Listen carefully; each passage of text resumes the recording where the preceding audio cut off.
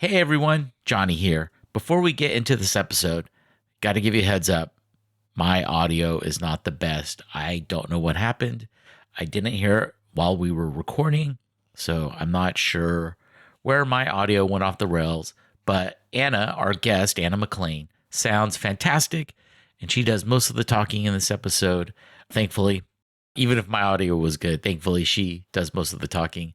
So this episode is really worth your time and worth checking out because Anna has a lot of experience and a lot of knowledge. She's been freelancing for a really long time, and she is definitely worth your time and attention. So with that, let's get into this episode.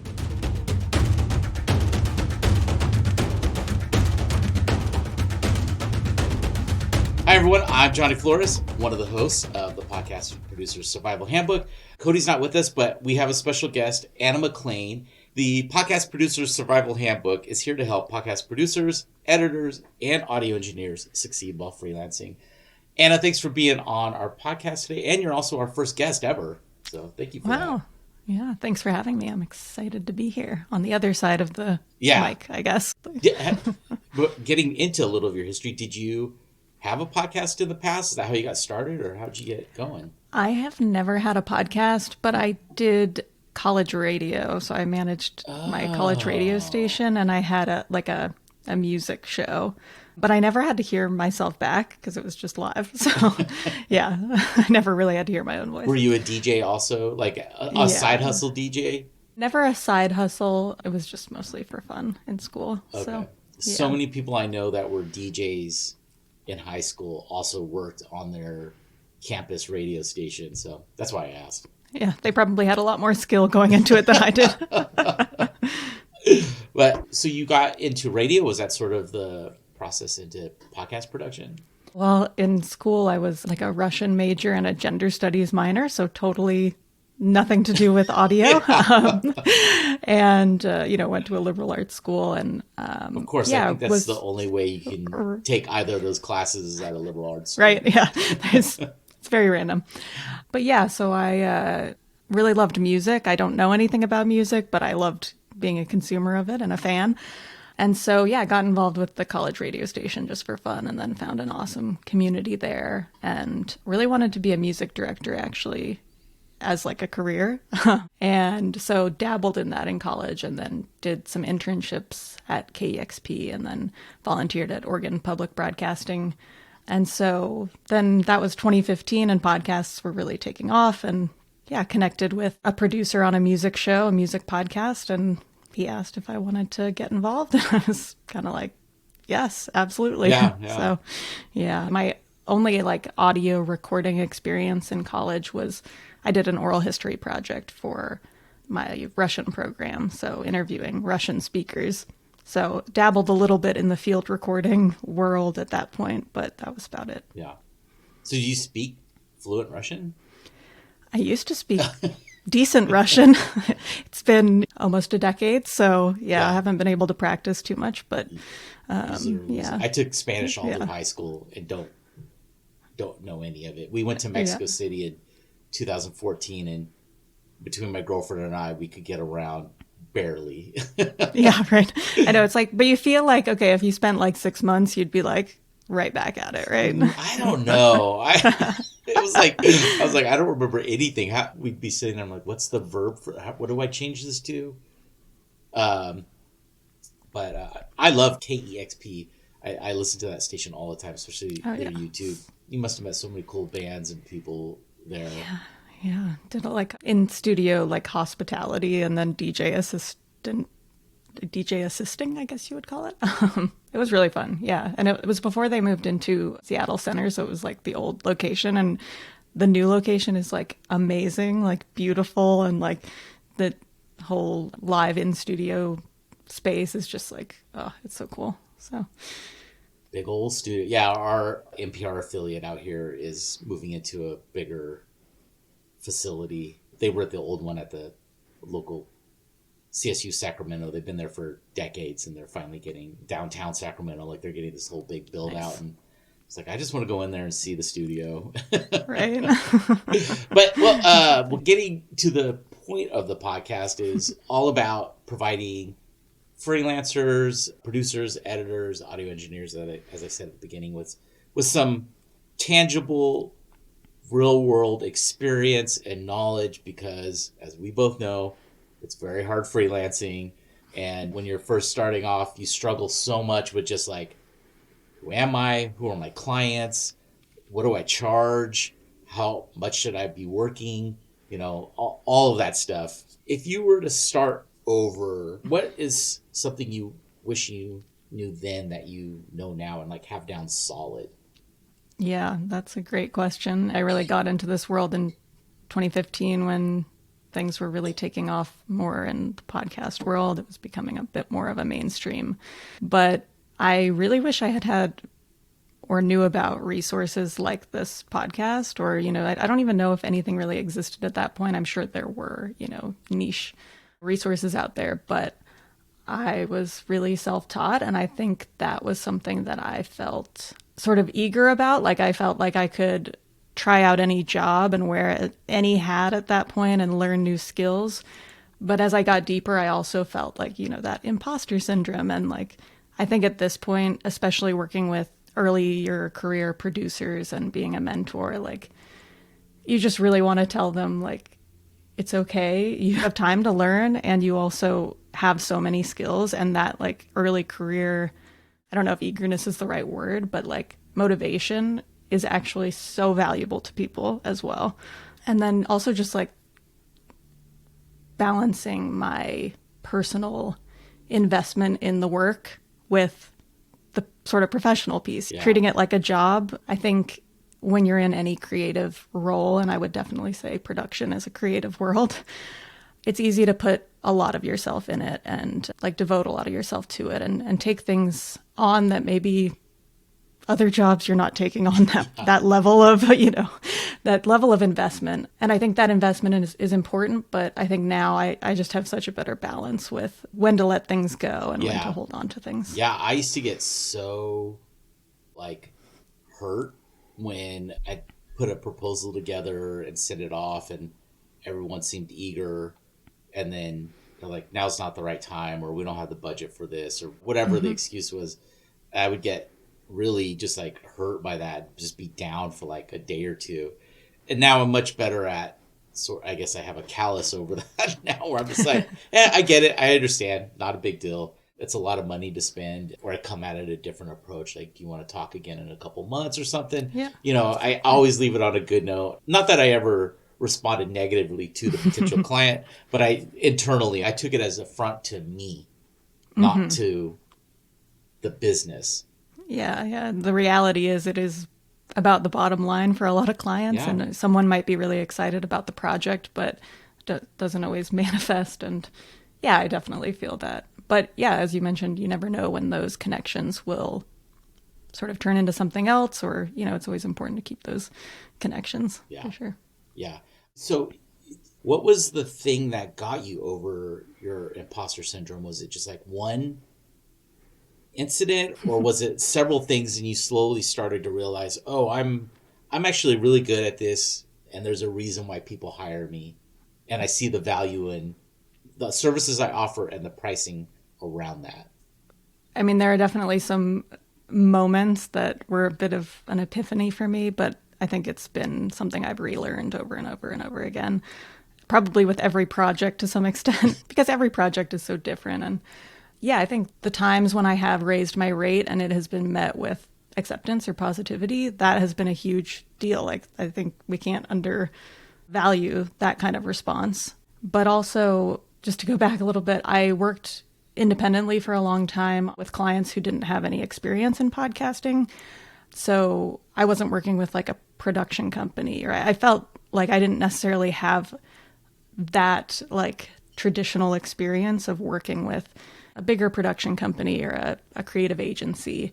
And when I finally did have those experiences after managing bigger projects, I felt like, okay, like seeing how these companies are doing it, I felt like I have a very bespoke approach. I have a very specific approach, and I felt really encouraged by seeing how, not that those processes were bad or wrong or anything. It was just sort of an affirmation of, oh, I have been doing this like this, or I have been using these tools correctly, or, so. That's always a nice feeling when you go into something else and you see how their production's running. You're like, that's a good way to get over imposter syndrome. You're like, I know what I'm doing. Yeah. And working again with like younger producers or being a mentor has really helped me see it from a different angle, where when you are working with like younger people or early career producers, you want to just encourage them to move through that themselves. So it's sort of like a lesson for your own approach, I guess, to be like, okay, it's not serving you, and you do have the skills, and there's a reason people keep working with you. And is that something you do a lot? Is like mentorship, or do you like that aspect of being a seasoned producer?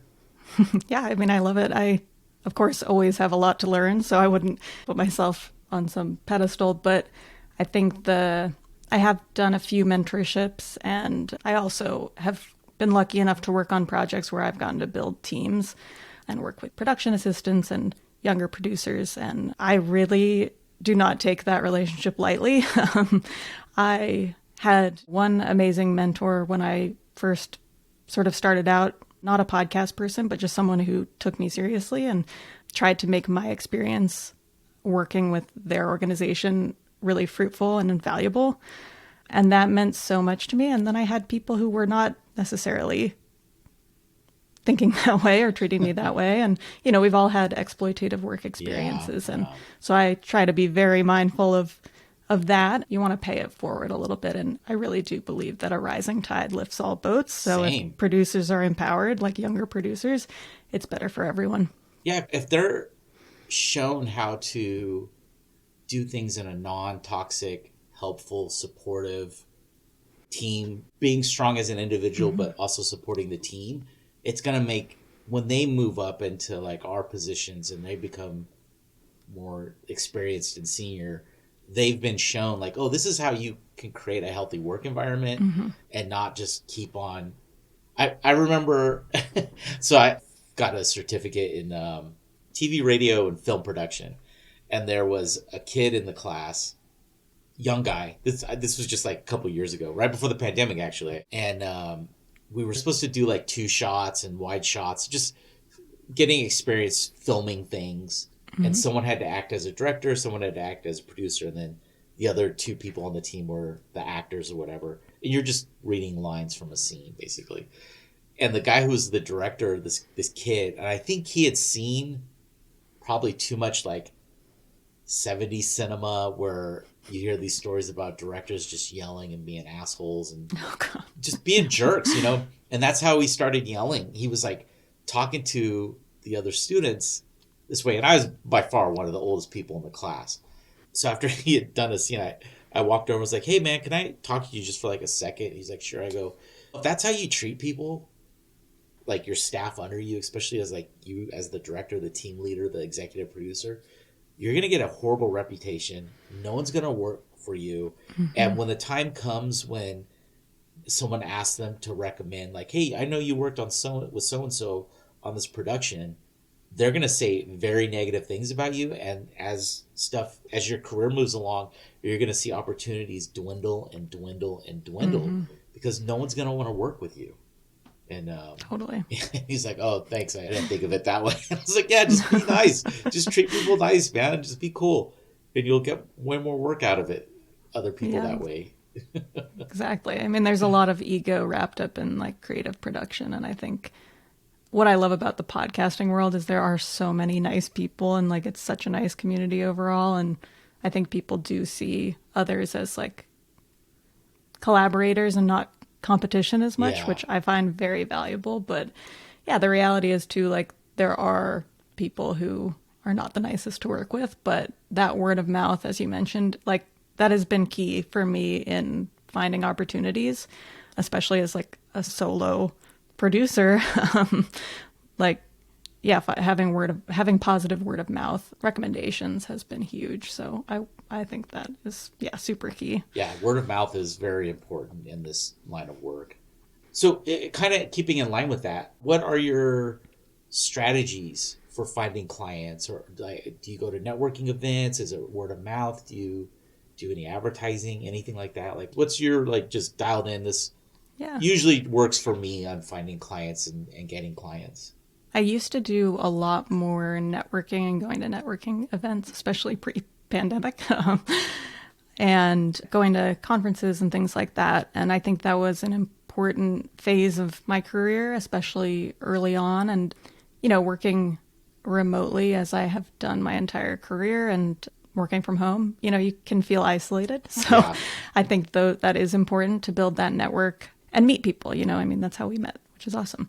Yeah, I got to a point a little bit later where I felt I had built sort of an in-person network, and I was weighing sort of the value of going to a lot of conferences, where I still think there is value in that, and I am eager to get back to that in some ways.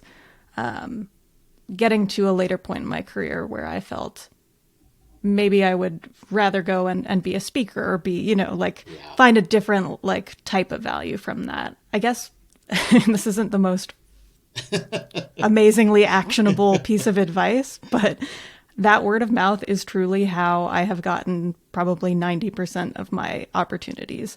It is a small world, and connecting with a lot of people, throwing a lot of connections out there, those connections can come back in sort of interesting ways. I would say cold emails have never worked for me as far as I'm a podcast producer. I think your brand could make an amazing podcast. Like that kind of thing. I'm sure it's worked for some people, but it really has not worked for me, and I really don't do it at all.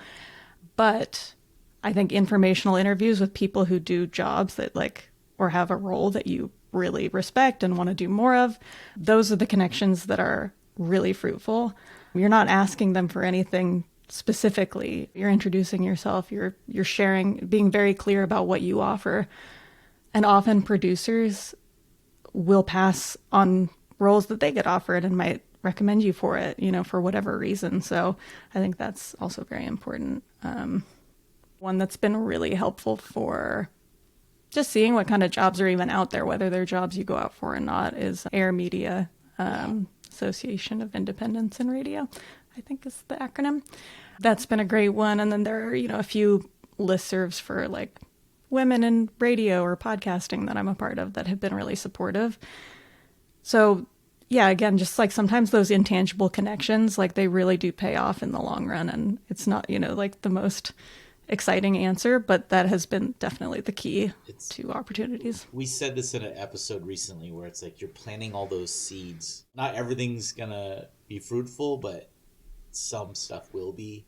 And just getting out there, getting your name out there, having people be aware that you're, what you do, really dialing in on who you serve helps a lot. I like to work with small to medium-sized businesses and professional associations. For whatever reason, that's my niche. I can really dial in on here's what I can do for you. If there's some budget constraints for this package, I'll help your team learn some of these skills, and then I'll do the rest. Just really dialing in, I think, helps figuring out who your customers are, because that's what they are. I mean, it's podcasting is kind of a metaphor for producing podcasts, in that a niche is so important when you're making a show, and it's equally as important when you're putting your services out there, attracting clients. And knowing your audience, like you said, I think a huge part of my approach to all of my work, whether it's finding clients or making the show, is this more empathetic take on things, where especially with clients, putting yourself in their shoes, what kind of value are they looking for? What kind of skills do they have and do they not necessarily have and need help with? And sort of tailoring yourself to that. I think that is huge, I recently met with one of the people behind the Visit California tourism organization, they call it destination marketing organization, but and they have a podcast, and I just wanted to talk to him and say hi. A couple of my clients work in tourism, and I had approached them with I'm not trying to take your podcast over or anything like that.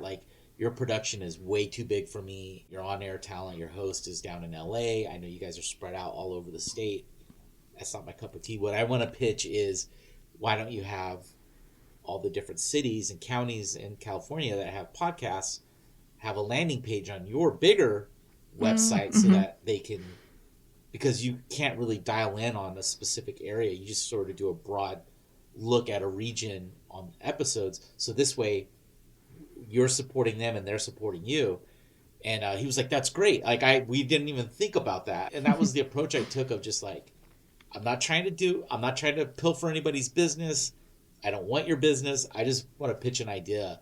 Yeah. And that's led to a couple other little things where they're like, hey, we have some extra work in the future. We've got your contact information. We'll definitely be reaching out. Yeah. It was like knowing this project is not right for me, but I just want to say hello and talk to you. Like that's something I didn't know about in the beginning. I was like a dog chasing a car, Yeah, exactly. I just thought, oh yeah, I could do this. I remember the first time I got to say no to a project, I was like rejoicing, because yeah, it's just very exciting to tailor your work to what you value and what you enjoy doing. Yeah, same. It was a company that they had a big warehouse, giant. This thing was like 2 Costco's glued together. They made props and stuff for like big events, concerts, big like award ceremony stuff. They made these, and they wanted a podcast because they were trying to go after more weddings and stuff like that, just to like supplement when there wasn't big events. And when I went in there and walked around, I was like, you guys don't need a podcast. What you need is video. Like you need to show off all the stuff you do in here. Like they had this giant 3D ice carving machine. They had these like just crazy props everywhere. I was like, a podcast is not right for you guys. Mm-hmm. If I was unscrupulous, I could have definitely been like, yeah, let's do a podcast. It's gonna, and pushed it. But I was like, no, I'm not comfortable with that. My morality, I'm not comfortable with doing that. And also they would be so unhappy with the outcome that now I would have that reputation of like, don't work with him. He just took our money. Yeah. And I think that's really a great point, because there have been times in a world where podcasts are becoming more and more mainstream, and we're all kind of trying to push that awareness piece and the value that a podcast can bring. I think it's so important to be able to say when like, no, this is not right. Or not to say absolutely not, but like be very realistic about how much work goes into it and what the actual cost might be. Whether it's sustainable for the client is super important, because, it's a very exciting prospect for a lot of people, but there is a lot of work. And I think it's only going to be fruitful for both parties if there's some reality about that up front, That's an important point to bring up. So, well, we're sort of getting towards the end here. Is there any last like final thing you would like to share with someone who's maybe in the beginning or even in the middle of their career? They're sort of in a transitional phase of like, I'm not quite right where I want to be, but I'm close. A big thing that can be really helpful at any point in your career is to find a mentor. I think that is something that even if you're sort of in your mid-career, it can be super helpful to meet those goals of where you want to be, and just to really name that goal. I think it's okay to be fluid about it. That's something about this industry that I'm sure people come at it for a million reasons. But for me, part of it was the novelty of every day being a little bit different and working on different projects and being open to that. I'll add on one thing to your mentorship too, is your mentor doesn't have to necessarily be in podcast production. Like find someone, like I had a mentor who did marketing, and she was just so good about telling me how to manage clients. Just gave me such good information about client management, raising your rates, expecting to lose some clients, but you're going to bring others on that are happy with that rate, and other clients that you have will see the value in and be like, fine, yeah, raise your rates. Like, yeah, she had nothing to do with podcasting. And No, an totally. amazing person that just gave me so much knowledge and information. Yeah. And to that point, I think there's so much we can learn from other industries and things like we do and do not want to emulate as an industry. And looking outside of our own sphere can be really, really helpful. And especially like working with a lot of clients who are in business, that's learning more about some of the standards and practices in the business world that can be very positive and like can remind us to value our own time and value ourselves and bring that level of professional Yeah. Like how to show a client you're not a freelancer, you're a business. Is a big distinction. I no longer refer to myself as a freelancer. Yeah, I would say the same. I never say I mean, only to like my friends who also freelance. I'll be like, yeah, we're all freelancers. Yeah. But yeah, I mean, you're self-employed and it is a lot of work outside of the actual work that goes into production, you know? So, well, if people want to contact you or follow you, how can they do that? yeah, I have my website is aomclain.com and I'm happy to answer questions over email or connect. I'm at aomclain@gmail.com. And then, you know, LinkedIn is always good. Yep, find me on there. Yeah. Well, thank you so much for your time. I really appreciate it and for sharing your experience and knowledge with our listeners and all the other freelancers / business owners. Appreciate it. Yeah. Thank you for having me and for making this resource. Again, I really think this kind of thing is so valuable and I hope people get something out of it. And I'm excited to learn from it and listen to more.